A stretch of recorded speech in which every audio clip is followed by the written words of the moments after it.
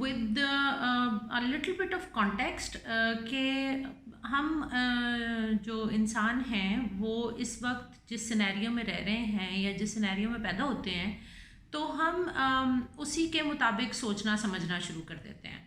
और जब हम इस तरह की स्टडीज़ में आते हैं सोशल साइंसेज में तो फिर एक रियलाइजेशन आती है कि अच्छा इंसान हमेशा से तो ऐसा नहीं था। So you can see a little bit of pictorial in front of you कि ह्यूमन सिविलाइजेशन कहाँ से शुरू हुई, कब से इसको सिविलाइजेशन कहा जा सकता है, क्योंकि इनिशियली तो इंसान गारों में और जंगलों में रह रहा था and that definitely was not as such civilization. जिसको हम सिविलाइजेशन कहते हैं वो है क्या? Civilization is a complex human society usually made up of different cities with certain characteristics of cultural and technological development। मुझे मज़ा आया नेशनल जियोग्राफिक्स की वेबसाइट पे ये डिस्क्रिप्शन या डेफिनेशन देख के कि today in 21st century when we talk about civilization तो उन्होंने कल्चरल एंड टेक्नोलॉजिकल डेवलपमेंट दोनों को इंक्लूड किया। So I chose this description for today's talk. तो यस जब आज 21st सेंचुरी में मैं सिविलाइजेशन सोचती हूँ और अपने आप को किसी सिविलाइजेशन का हिस्सा समझती हूँ तो this is how a human civilization is constructed today. उसके बाद जो दूसरा लफ्ज़ मेरे लिए बहुत इंपॉर्टेंट होता है जब मैं इस तरह के टॉपिक पे बात करती हूँ वो है एक सिविलाइजेशन के अंदर सिटीजनशिप क्या है। How do I identify myself as a citizen of a place. तो सिटीज़नशिप की भी मुझे ब्रिटानिका एक इंसाइक्लोपीडिया है इफ़ यू नो, मैं मुख्तलिफ डिस्क्रिप्शंस को पढ़ रही थी, समझ रही थी, तो मुझे ये डिस्क्रिप्शन आज की टॉक के लिए रेलिवेंट लगी।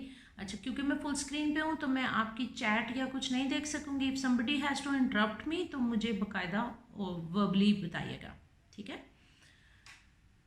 Citizenship is the relationship between individual and state to which the individual owes allegiance and in turn is entitled to its protection under the law, under the rule of law।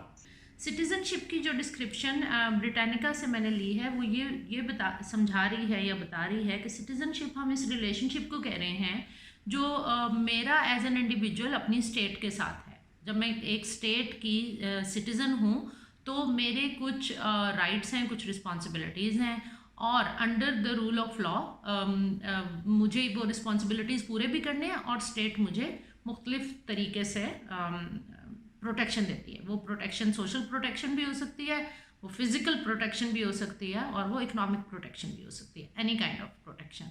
और कुछ लफ्ज़ आपको side पे नज़र आ रहे होंगे, responsibilities हैं, duties हैं और टैक्सेस हैं। तो आज के दौर में मेरा ख्याल है 21st सेंचुरी में जब मैं सिटीज़नशिप को समझूंगी तो I can not remove this from the definition of citizenship.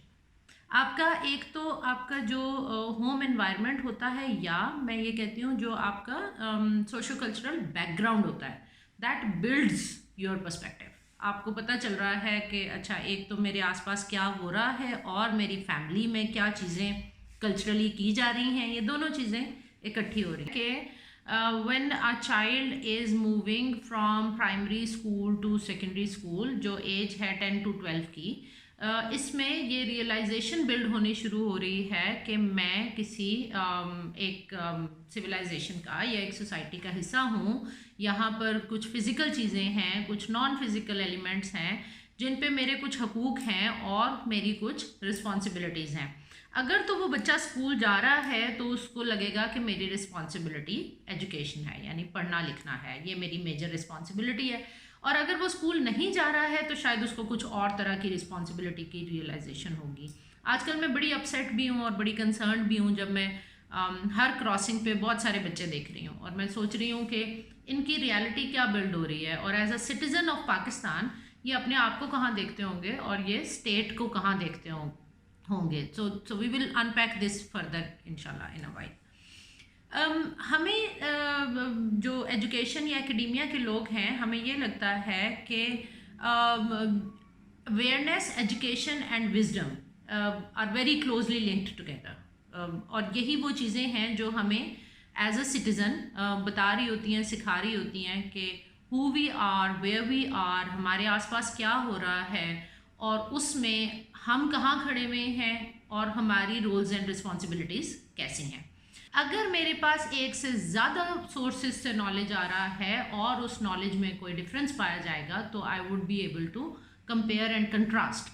और अगर एक ही तरह का नॉलेज आ रहा होगा तो आई वुड रियलाइज़ कि अच्छा यही नॉलेज है और यही इस वक्त की रियलिटी है। लेकिन उसके मीनिंग बिल्ड करना can be a further process, जो हम अभी अगली एक दो स्लाइड्स के बाद देखेंगे। How do we do that, how do we use knowledge to solve the problems, ये उससे अगली स्टेज होती है। सबसे पहले हमारे पास कहीं ना कहीं से नॉलेज रिसीव हो रहा होता है, वो किसी किताब से भी हो सकता है, वो किसी क्लासरूम में भी हो सकता है, वो टीवी पे भी हो सकता है, और वो हमारे आसपास के लोगों से भी हो सकता है। But we keep receiving information. Is that a fact, is that not a fact? मुझे खुशी हुई कि हमारी सबसे पहली रिस्पोंडेंट ने, हफ्सा ने, हमें ये कह दिया कि फैक्ट है या नहीं ये तो मुझे नहीं पता, लेकिन यहाँ से नॉलेज आता है। और फिर हम बैठ के उस नॉलेज के मीनिंग ड्राफ्ट करता है। हमारे ब्रेन को आदत है कि जैसे ही कोई इन्फॉर्मेशन हमें रिसीव होती है, we draw meaning out of that.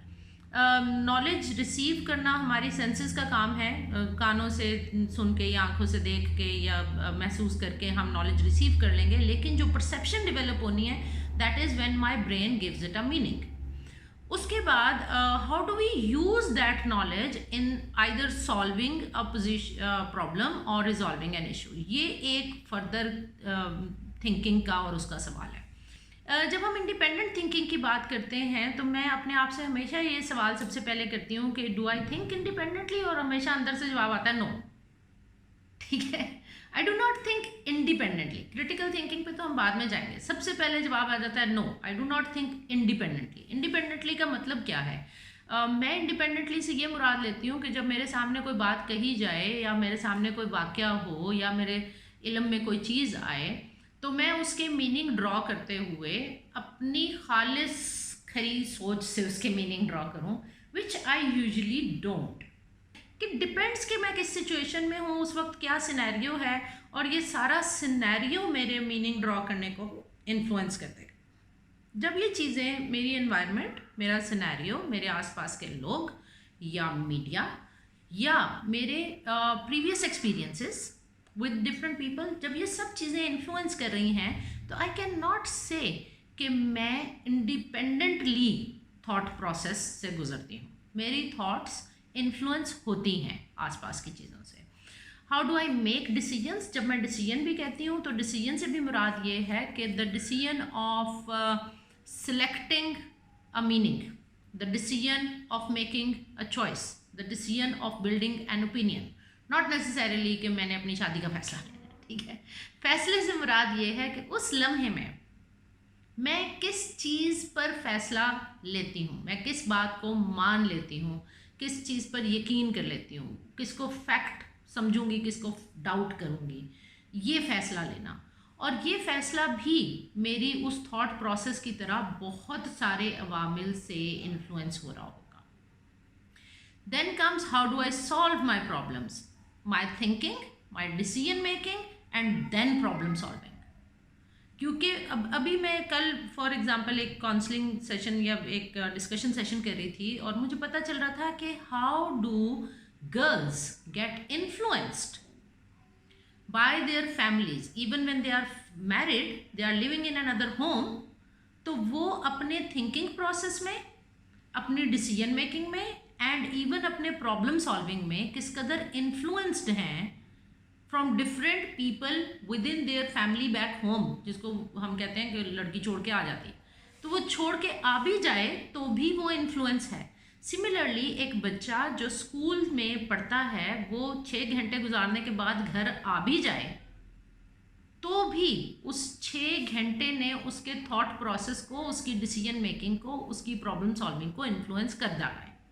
तो हम ये नहीं कह सकते कि 21st सेंचुरी में एक सिविलाइजेशन में रहने वाला बच्चा कहीं पर भी इंडिपेंडेंटली डिसीजन मेकिंग कर रहा होगा या इंडिपेंडेंटली प्रॉब्लम सॉल्विंग कर रहा होगा।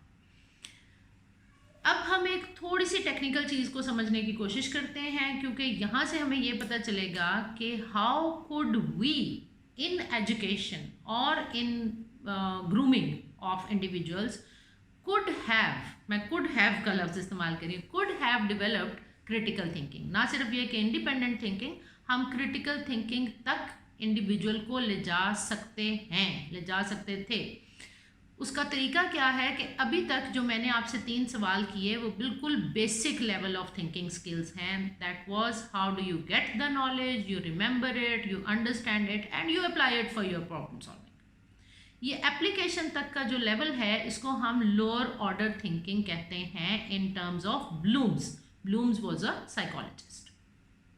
तो ब्लूम्स की हायरार्की में अगर आप देखें तो ये तीनों बिल्कुल बेसिक लेवल के या लोअर लेवल के थिंकिंग स्किल्स हैं, और इवन इन 3 लेवल्स के ऊपर हमने ये एनालाइज किया कि इन द पाकिस्तानी सिनेरियो मेरी थिंकिंग इंडिपेंडेंट नहीं होती। मेरे नॉलेज को भी लोग इन्फ्लुएंस कर रहे हैं, मेरी अंडरस्टैंडिंग को, मेरा सिनेरियो, मेरी environment, the people around me are influencing, and then my application of knowledge is also influenced. इसका मतलब है कि लोअर ऑर्डर थिंकिंग स्किल्स में भी मैं इंडिपेंडेंट नहीं हो पाई as an individual living in a specific scenario.